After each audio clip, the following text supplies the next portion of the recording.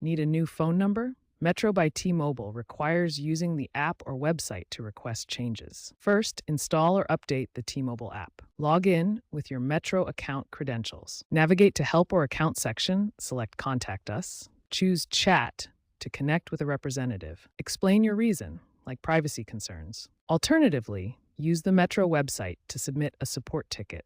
Remember, changes require carrier approval and are not fully automated. Before requesting a number change on Metro by T-Mobile, be aware of a few crucial points. Changing your number isn't instantaneous and usually incurs a fee, typically between $10 and $20. The process can take 1 to 3 business days to complete. Metro by T-Mobile prioritizes security. You'll need to verify your identity with information like the last 4 digits of your social security number or your account PIN. Make sure your account is in good standing.